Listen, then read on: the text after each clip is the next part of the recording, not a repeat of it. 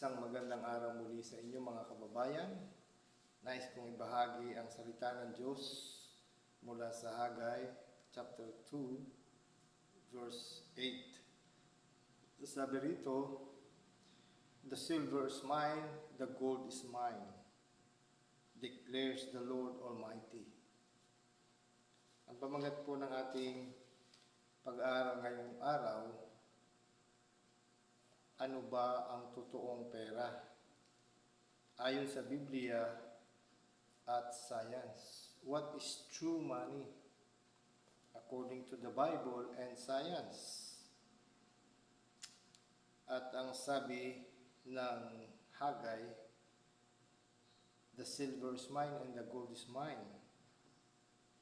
Ang sabi rin ng Acts chapter 2, sabi ni Peter and John, "Silver and gold have I none, but such as I have give I thee. In the name of Jesus Christ of Nazareth, rise up and walk." Bakit nila sinasabi at pinag-uusapan ang tungkol sa silver and gold? Marami pang talata sa Biblia ang makikita natin.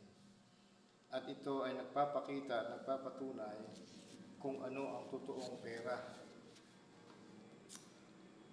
Ang ating mga pera ngayon, mga kababayan, iyan ang tawag diyan talaga ay banknotes. Ang mga yan ay mga promissory note. Isang kasulatan na pangako, at actually yan ay nagsasabi na meron tayong kayamanan na ganito sa ating central bank, at ang pera na yan ay proof na tayo may kayamanan ganyan. Ang mga central banks sa buong mundo, hindi sila maaari mag-print ng pera kung wala silang gold. Ang totoong pera ay ang gold at silver, mga kababayan. Kung inyong titingnan ang table of elements sa science, wala akong kopya ngayon. Subalit, paliliwanag ko sa inyo paano naging silver and gold ang totoong pera. Dahil sa ang table of elements, kung aalisin mo ang lahat ng natutunaw sa tubig, sabihin ng totoong pera, hindi pwede yung natutunaw sa tubig. Hindi yun pera pag natunaw siya. Mahuna siya. Yung lahat ng nasusunog sa apoy, hindi rin yan totoong pera. Mahuna siya. Lahat ng nakakalason, diyan sa table of elements, alisin mo. Ang matitira lang dyan ay 5. Alisin mo lahat ng natutunaw sa tubig na elements. Alisin mo lahat ng nasusunog sa apoy na elements. At lahat ng nakakalason, hindi yan pera. 5 lang ang matitira. Ano po yung 5 na yan? Rhodium, platinum, palladium, silver, and gold. 5 lang po yan. Bakit silver and gold ang totoong pera? Sapagkat ito pong rhodium, platinum, at palladium, iyan ay mahirap tunawin. At hindi yan ginagamit ng mga sinaunang tao na pera dahil mahirap tunawin yan. Ang madaling tunawin, silver and gold. Kaya yung silver and gold yan talagang ginagamit nila noon na Abraham, noong unang panahon, sa Old Testament, yung mga unang mga tao, madaling tunawin sa apoy. Kahit matunaw mo, pag natuyo, ganun pa rin siya, hindi nag-iiba. Ang kanyang essence, substance, hindi nababawasan at hindi yan nakakalason kahit makain. At meron niyang burger, yung pinakamahal na burger, mayroong gold, manipis na gold at napakamahal noon. At yung mayayaman, yung kayang bumili, kainin nila yung burger, may ginto, totoong ginto. At hindi ka malalason. At yun ay papasok lang sa ating katawan at lalabas din. Nagsayang lang sila, pero may nakita akong picture at paliwanag.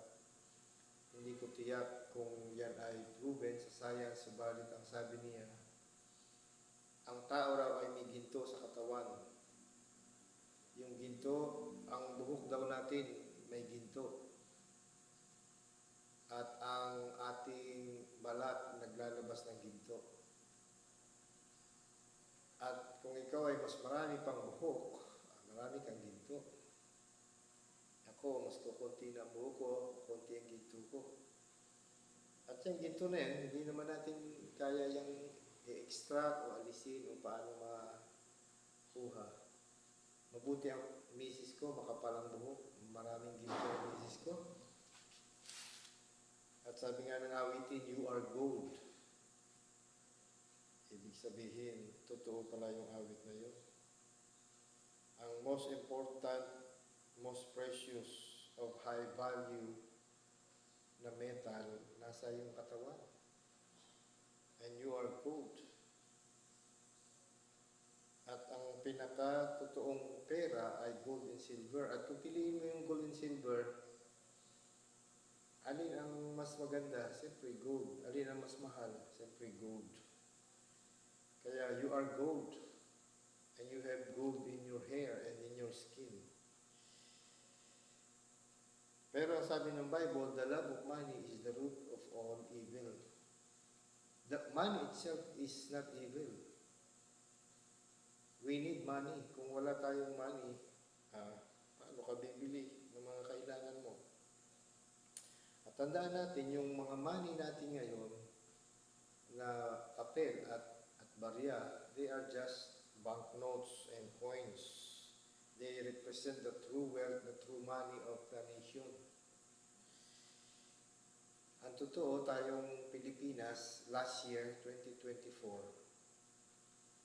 we sold about 25 tons of gold. Sa buong mundo tayo pinakamalaking ibinintang ginto. Ang pangalawa doon ay siguro 9 or 6 tons lang ang bininta nila. Thailand yata. At yung iba.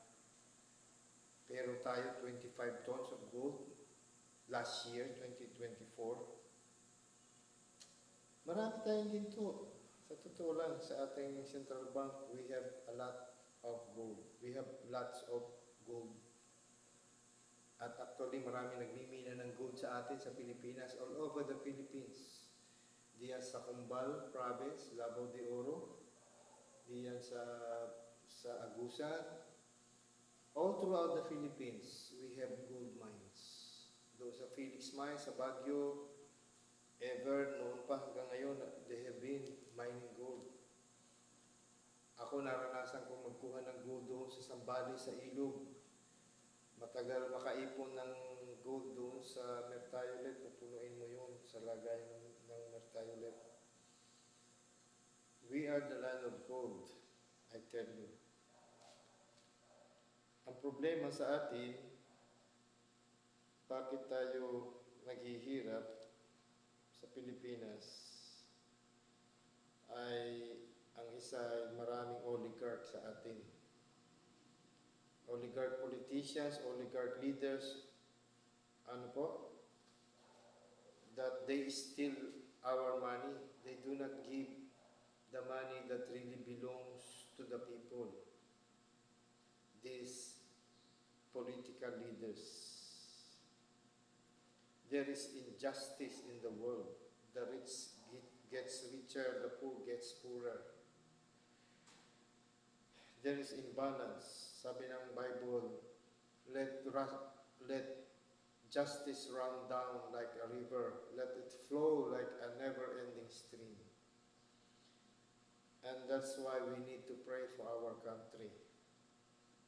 Because of the imbalance, because of the injustice, because of the unwise leaders, teachers.